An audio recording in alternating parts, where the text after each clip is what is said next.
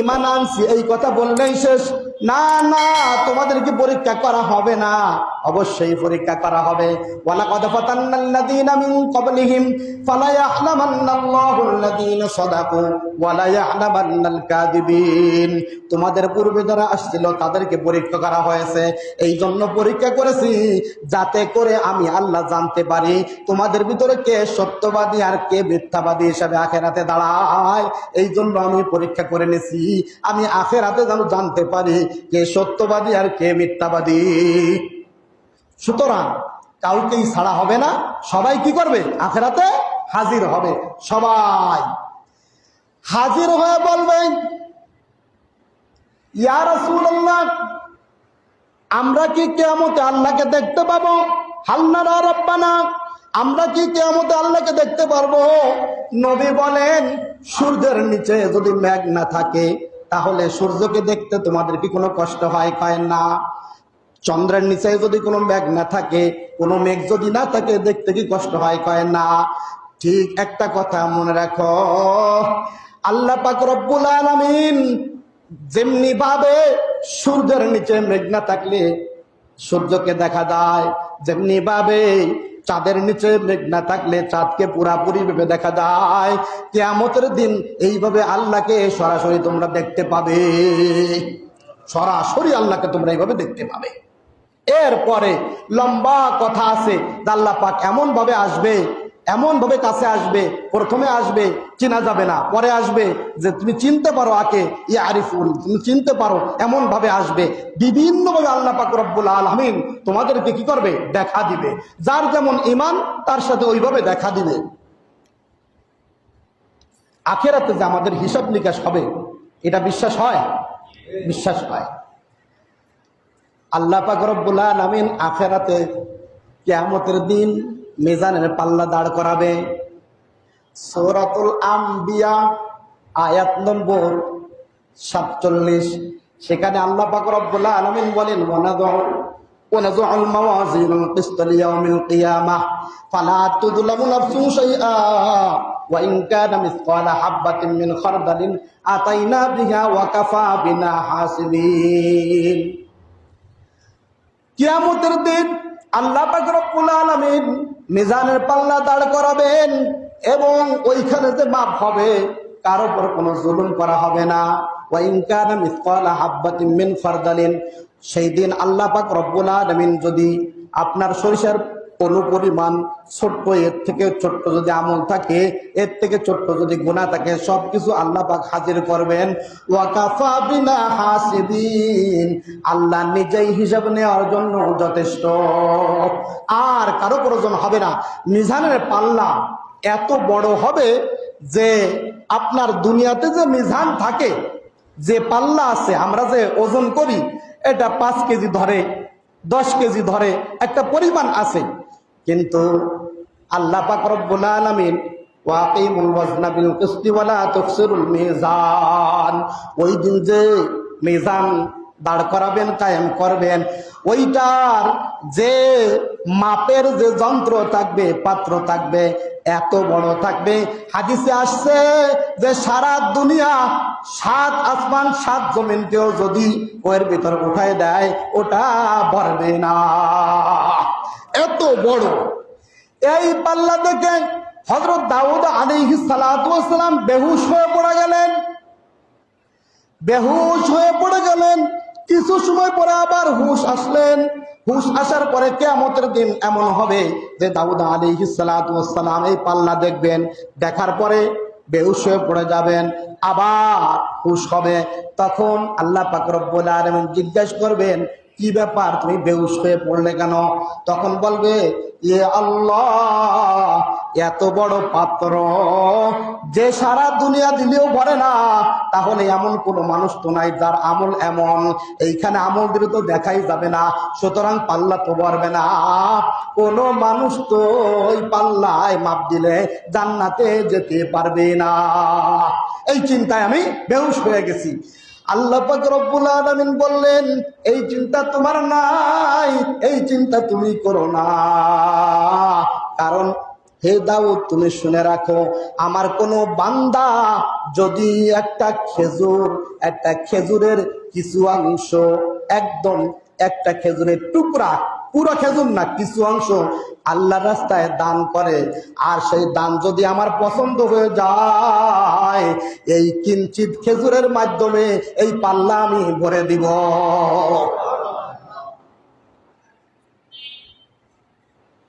আর এই রকম দান করার জন্য এই দানের ভিতরে থাকতে হবে 3টা গুণ। কয়টা গুণ?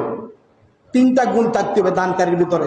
1 নম্বর ঈমান, 2 নম্বরে ইখলাস, 3 নম্বরে নবীর সুন্নত। অর্থাৎ যখন সে দান করবে আল্লাহর প্রতি বিশ্বাস রেখে দান করতে হবে।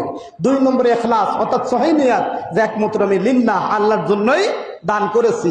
আর 3 নম্বরে নবীর তরিকা অনুযায়ী দান করতে হবে। ইনশাআল্লাহ আল্লাহ পাক সবাইকে দান করে ওই আখিরাতের ময়দানে আল্লাহ পাক সবাইকে জান্নাতি হওয়ার তৌফিক দান করে। আমল নামাজে হাতে দেবে, সব যে সামনে আনবে, এটা বিশ্বাস হয়? ফাআম্মা মান উতিয়া কিতাবাহু বিয়ামিনি, যার আমল নামা ডান হাতে দেওয়া হবে, ফায়াকুলু হা উমকুরাউ কিতাবিয়া, সে বলবে, খুশিতে বলবে, আমার আমল নামা নাও তোমরা দেখো। পরীক্ষায় রেজাল্ট দেয়, এসএসসি পরীক্ষায়, এইচএসসি পরীক্ষার যেরকম রেজাল্ট দেয়, যখন ফলাফল দেয়, ফলাফলের পূর্বে মানুষের অবস্থা কেমন হয়? চিন্তায় পড়ে যায়, পাশ করি না ফেল করি। যখন দেখে তার সুন্দরভাবে সে পাশ করছে, তার ফলাফল ভালো হয়েছে, তখন বারবার মানুষকে দেখায়, ভাই তুমি এই নাম্বারে টিপ দাও, অনলাইনে দেখো আমার রেজাল্ট কত ভালো হয়েছে। কিয়ামতের দিন যখন দেখবে বান্দা যে আমার ফলাফল অনেক সুন্দর, আমি জিপিএ 5 পেয়েছি, আমি পাস করেছি, মানুষকে দেখবে, বলবে যে ভাই দেখো, সবাইকে বলবে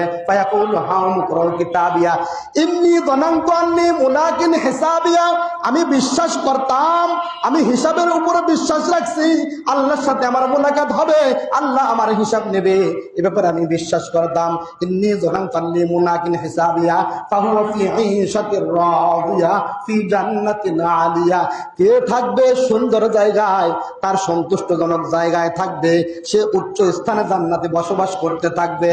কুলু ওয়াশরাবু হানিআম বিমা আসলাফতুম ফিল আইয়ামিল খালিয়া, আল্লাহ বলবে তুমি খাও, পান করো, শান্তির সাথে থাকো, কোনো সমস্যা নাই। আল্লাহ পাক সবকিছু একদম করে দেবেন। ফল, কুতুফ ওয়া দানিয়া, ফল যেগুলো আছে খাবার, এগুলো সব কাছে এনে দেবে আল্লাহ, একদম কাছে, একদম ধারে এনে দেবে, কোনো কষ্ট হবে না। ওয়া আম্মা মান উতিয়া কিতাবাহু বিশিমালি ফায়াকুলু ইয়া লাইতানি লাম উতা কিতাবিয়া ওয়া লাম আদরি মা হিসাবিয়া ইয়া লাইতাহা কানাতিল কাদিয়া। হায় হায়, যার আমলনামা বাম হাতে দেবে সে বলবে হায় হায়, এই আমলনামা যদি না দিত কতই না ভালো হতো, আমার হিসাব যদি নাই হতো কতই না ভালো হতো। তারপরে বলবে কানাতিল কাদিয়া, যে মৃত্যুই যদি শেষ হইতো, আমার যদি আর কোনো হিসাব নিকাশ না ডাকা হইতো, কতই না ভালো হইতো, আমি কত ভালো থাকতাম। এই সব গুনাহগাররা বলবে, এক আয়াতের ভিতরে আছে, ইয়া আল্লাহ আপনি আমাদেরকে আবার দুনিয়াতে পাঠান, তাহলে আমরা কি করব? ভালো কাজ করে আসবো। আল্লাহ বলবেন কাল্লা, কখনো না, আর পাঠানো হবে না, মৃত্যু একবার হয়। আউযিয়াল কিতাব তারাল মুজরিমিন মুশফিকিনা মিম্মা ফীহি ওয়া ইয়াকুলুনা ইয়া ওয়াইলাতানা মা লিহাযাল কিতাবি লা ইউগাদিরু সাগীরাতাও ওয়ালা কাবীরাতান ইল্লা আহসাহা ওয়া ওয়াজাদু মা আমিলু হাযিরা ওয়া লা ইয়াযলিমু রাব্বুকা আহাদা। গুনাহগারদের আমলনামা সামনে দিবে, দেওয়ার পরে কি বলবে জানেন? হায় হায়, এ কেমন আমল নামা, লা ইউগাদিরু সাগীরাতাও ওয়ালা কাবীরা, ছোট গুনাহ ছোট আমল, বড় গুনাহ বড় আমল, কোনো কিছু বাকি নাই, সবই তো সামনে। কখন কি করছি সব আমার সামনে চলে আসছে। আল্লাহ বলেন ওয়ালা ইয়াজলিমু রাব্বুকা আহাদা, কারো উপর কোনো জুলুম করা হবে না, কিয়ামতের দিন কারো উপর কোনো জুলুম করা হবে না। ফালা তুযলামু শাইআ, কারো উপর কোনো জুলুম করা হবে না। সুতরাং আমরা একটা কথা চিন্তা করব যে কিয়ামতের হিসাব নিকাশ আমাদের আছে, এই হিসাবের আগে আমার কি করতে হবে? প্রস্তুতি নিতে হবে। প্রস্তুতি নিছেন তো ইনশাআল্লাহ সবাই? প্রতিদিন রাত্রে ইস্তেগফার করে ঘুমাবেন, প্রস্তুত মৃত্যুর জন্য সর্বদা, গুনাহ থেকে তওবা করবেন, প্রস্তুত। কিয়ামতের দিন হিসাব নিকাশের দিক দিয়ে মানুষ হবে চার প্রকার। কয় প্রকার? কয় প্রকার? চার প্রকার। এক নাম্বার প্রকার, তারা বিনি হিসাবে জান্নাতে চলে যাবে। দুই নাম্বার, তারা বিনি হিসাবে জাহান্নামে চলে যাবে। তিন নাম্বার, যাদের হিসাব সহজ হবে। চার নাম্বার, যাদের হিসাব কঠিন হবে। কয় প্রকার হলো? চার প্রকার। এখন এই চার প্রকারের একটু কথা বললে আপনি আমি কোন প্রকারে আছি আমি নিজেই কি টের পেয়ে যাব। এক নম্বর প্রকার, যারা জান্নাতে বিনি হিসাবে জান্নাতে চলে যাবে, তারা আমরা চিনি নবী রাসূল যারা আছে এবং সাহাবীরা যারা আছে, এর ভিতর আমরা কি অন্তর্ভুক্ত হইতে পারি? ব্যবস্থা আছে। এক হাদিসের মধ্যে আছে, নবী বলেন আমার উম্মতের ভিতরে 70,000 লোক বিনি হিসাবে জান্নাতে চলে যাবে। হযরত ওমর রাদিয়াল্লাহু তাআলা আনহু শোনার সাথে সাথে বললেন, ইয়া রাসূলুল্লাহ, এটা তো আল্লাহ খুশি হয়ে বলছেন, আপনি আরো আবেদন করে বাড়ান নাই কেন? আল্লাহ রাসূল বললেন, ওমর, আমি সাথে সাথে আবেদন করেছি। তখন আমার আবেদনে আল্লাহ পাক রব্বুল আলামিন বলছেন, প্রত্যেক হাজারের সাথে 70,000, প্রত্যেক হাজারের সাথে 70,000, প্রত্যেক হাজারের সাথে 70,000 করে জান্নাতে তোমার উম্মত চলে যাবে। এইভাবে হিসাব করলে হয় 490 কোটি লোক তোমার উম্মতের ভিতর কি হয়? বিনি হিসাবে জান্নাতে চলে যাবে। তাই এই এক নম্বরের ভিতরে কারা? যাদের আমল নামায় শুধু নেকি থাকবে, কোনো গুনাহ থাকবে না। এই দলের ভিতরে আমরা অন্তর্ভুক্ত হইতে পারবো? ব্যবস্থা আছে। কি ব্যবস্থা? ক্বালান নাবিয়্যু সাল্লাল্লাহু আলাইহি ওয়াসাল্লাম, আত-তাইবু মিনাদ যামবি কামাল্লা যামবালা, আও কামা ক্বালা আলাইহিস সালাতু ওয়াসসালাম। যখনই গুনাহ হবে তখনই তওবা করব। নবী বলেন, তওবাকারী ব্যক্তি এমন হয়ে যায় কেমন জানো তার কোনো গুনাহই নাই। আপনি এখন তওবা করলেন, একটু পরে ইন্তেকাল করলেন, আপনি এক নম্বরের ভিতর অন্তর্ভুক্ত হয়ে গেলেন। তাহলে বেশি বেশি তওবা করবো না? ইনশাআল্লাহ বেশি বেশি তওবা করব। যখন তওবা করা হয়, তওবার পর থেকে তার নতুন জীবন শুরু হয়, কোনো গুনাহই থাকে না। তওবা করে ফেল, বেশি বেশি তওবা করব ইনশাআল্লাহ, আল্লাহ তৌফিক দান করুন। দুই নাম্বার, যারা ঈমান আনে নাই, কাফের মুশরিক যারা আছে, এর ভিতরে মুসলমানদের ভিতরে একটা প্রকার আছে।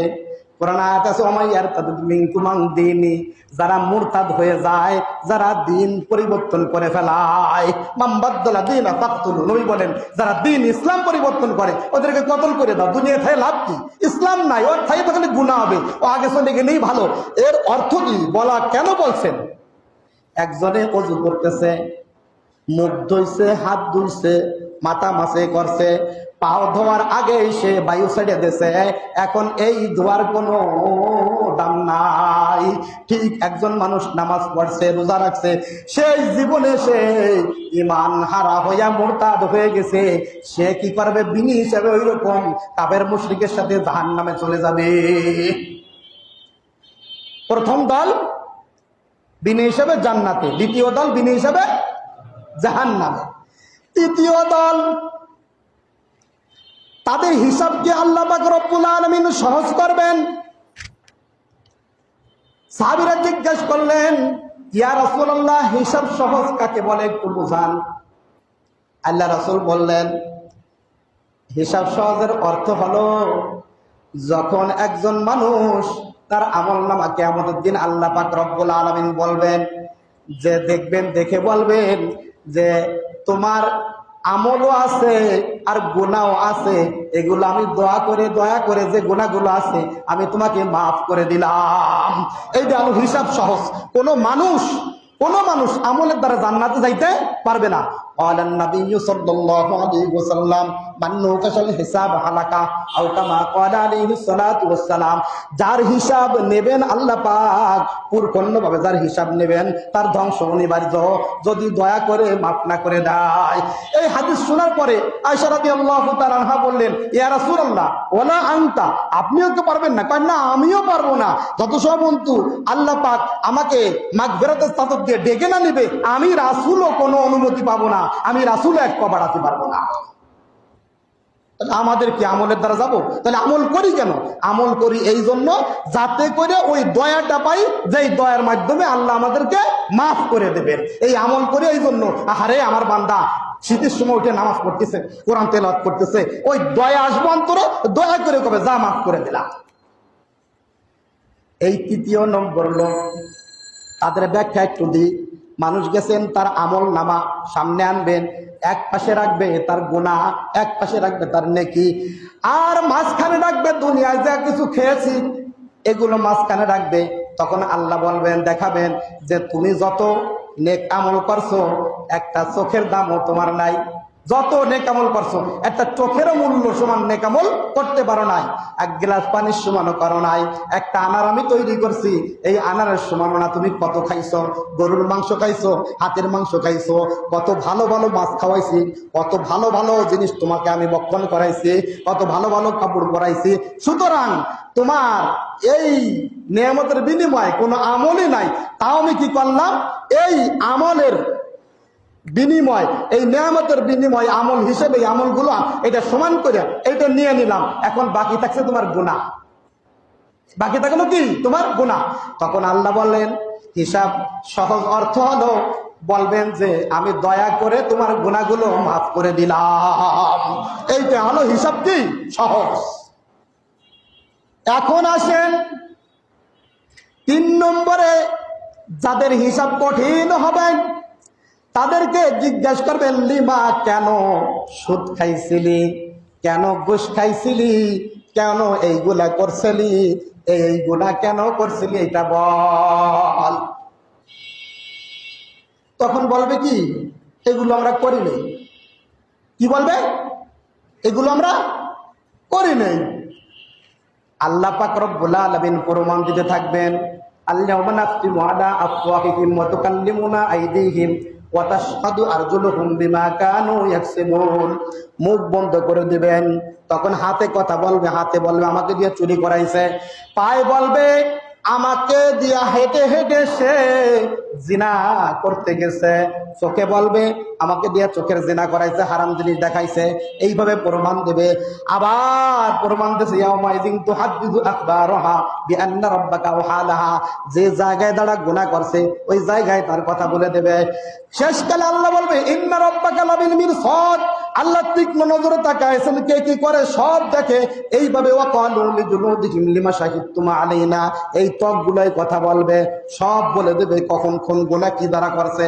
প্রমাণ দেওয়ার পরে বলবে, আল্লাহ ঠিকই বলছেন, করছি ঠিকই, কিন্তু এই গুনাহগুলো আমাদেরকে, আমাদের যারা দুনিয়াতে চালাইছে নেতারা, অমুক অমুক নেতা আমাকে করাইছে, অমুকে করাইছে, তমকে করাইছে। তখনই আল্লাহ পাক রব্বুল আলামিন তখন বলবে, এই যে তখন নেতাকে কথা বলবে যে বিভিন্ন নেতারা কেমন আছে দুনিয়ার ভিতরে, আমি যে নেতাকে ধরবো ওই নেতা কেমন নেতা ধরবো।